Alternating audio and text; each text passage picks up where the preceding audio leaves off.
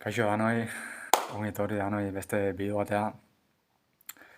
Eta gaurkoan, Nego Ander naiz, artista, musikagile, kompositore eta kontenido sortzailea bai, azken aldixan.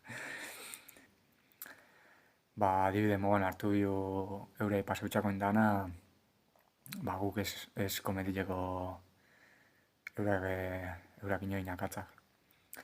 Azkenean garai hortan ez zuen informazioik eroinei buruz, jentia mundu hortan sartzen zen, zatik azkenean euro referentiak pelikuletakoa, musika mundukoa danak hilen behin eta ondo ikusi jauen azken finan.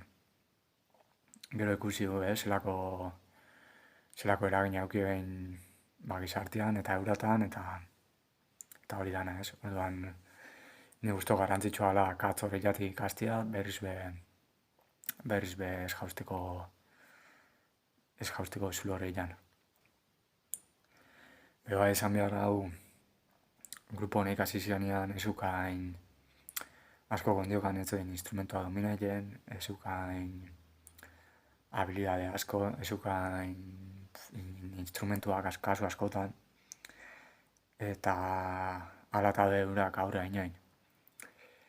Zipazen da gaur egun, ez baldin baku gitarra honena, ampli honena, altavoz honena, mikro honena, batzutan emoten dago estakula ez, eta ez gara kapazak aurrera pauso hori egin.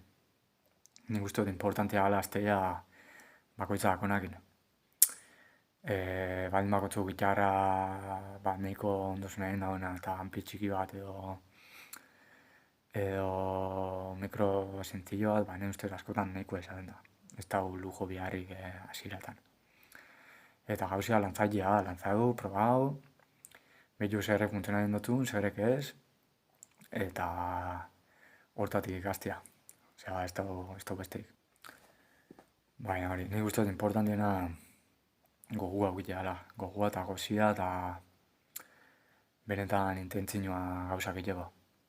Hori ez baldin bakotzu